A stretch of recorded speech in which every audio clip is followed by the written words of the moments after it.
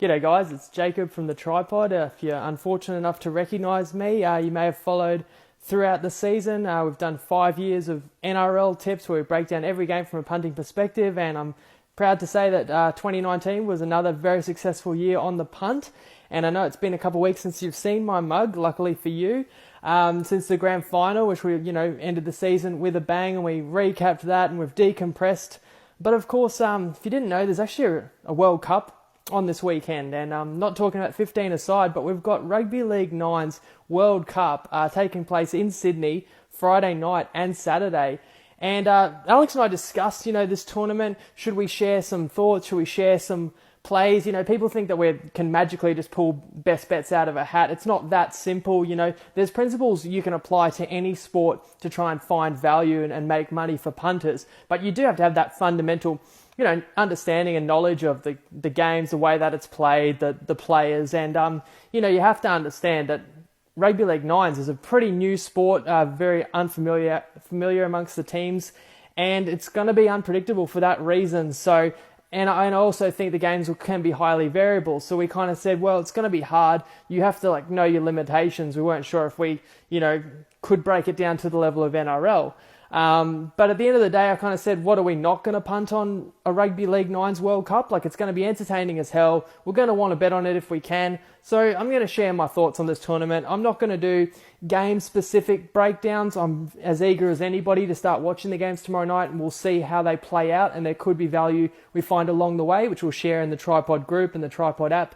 But I've got some overall, thoughts, and I'll just introduce the tournament to those who haven't, read into it too much or haven't looked at it too much, but very excited for this tournament to get underway. As I said, it's at Wankbest Stadium tomorrow, and it's just, it's going to be fast and furious. It's 9-minute halves, obviously 9 aside, a couple of extra wrinkles in there with the rules. We know it's going to be high scoring relative, even in a short game, relatively high scoring to how many times teams get the ball. And we've got a lot of quality players, especially quality NRL players taking part. So we, deep dive and dissect the NRL as much as anybody. So, I've got my opinions on the way these teams are made up and see if we can find some value for you guys. So what I'm going to do is actually start with Pool C. So there are 3 pools with 4 teams each. So 12 sides. A top 4 is going to progress. So the top two sides in Pool A, and then winner of Pool B, winner of Pool C. So actually I want to start with the most intriguing pool, which is Pool C, the Pacific pool. This is Samoa, Tonga, Fiji, and the Cook Islands. And I've got to be honest, I love the way they set the draw up, you can talk about pure fairness. You should see the top, 4 sides or whatever, each in their own pool. But I prefer to get more competitive footy, and I love that we get all the Pacific rivalry games here.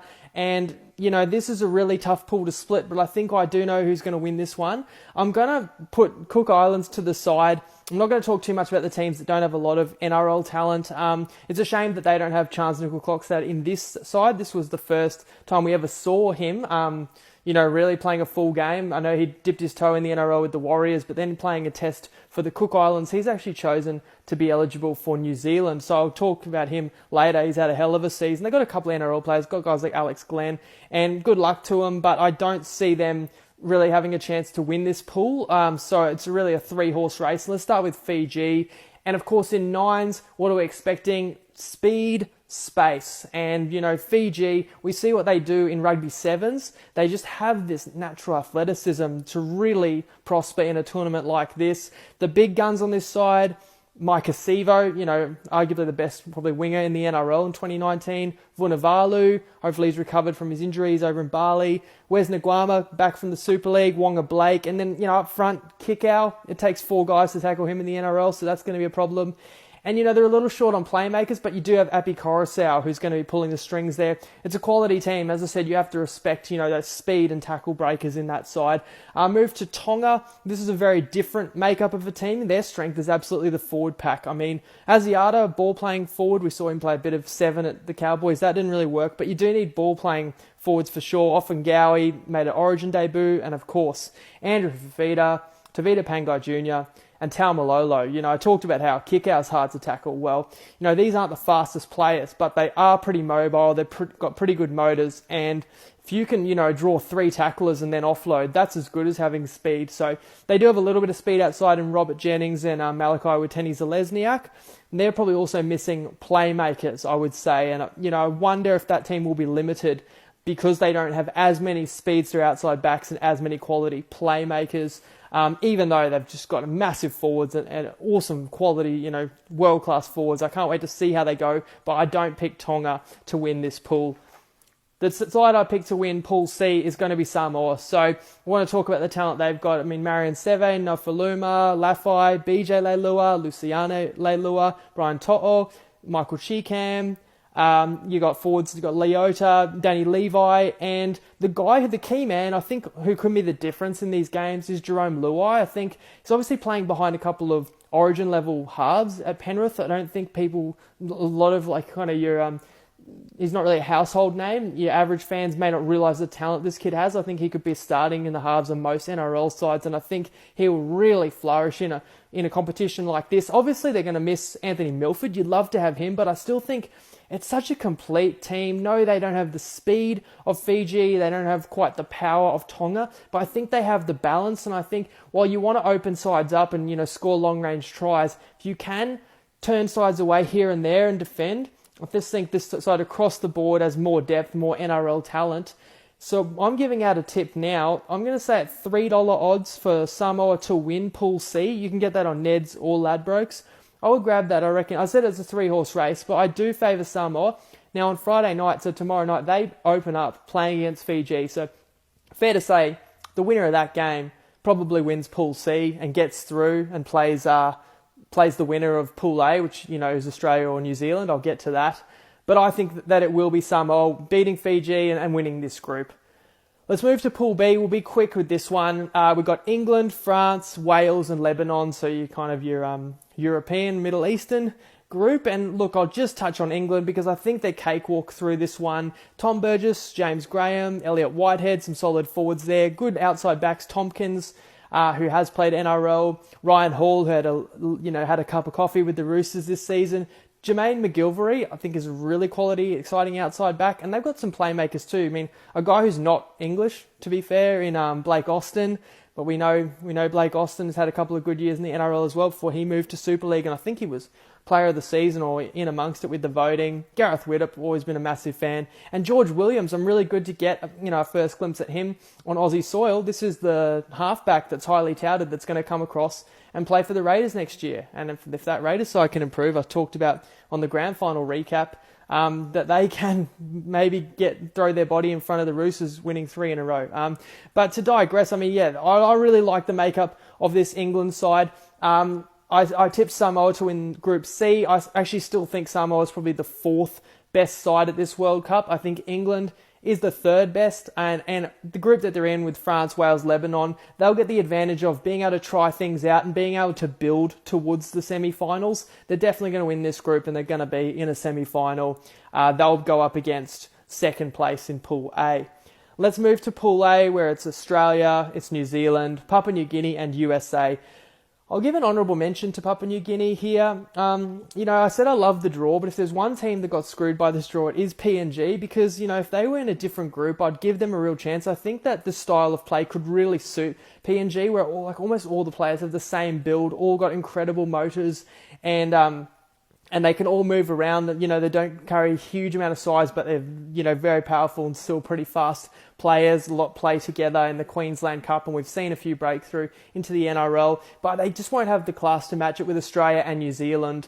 I can't see them. They'd have to pull an upset in one of those 2 games against, the Kangaroos or the Kiwis. Then they'd still be an underdog in the semi. They'd have to upset somebody there. And then they'd have to pull an upset in the final. I don't see 3 big underdog upsets. I said before, this competition will be highly variable and unpredictable, but it's still unlikely that you can pull, 3 big upsets. So if we rule out Papua New Guinea, we get an opening match of Australia versus New Zealand. Let's start with the Kiwis. They got a quality side. I like the side they've named here. Izako Marmelo, who, if you didn't think Sivo was best winger in the comp this year, it was probably Kenny Marmelo. Nickel Clockstad, touched on before, great year. Remus Smith, up and coming.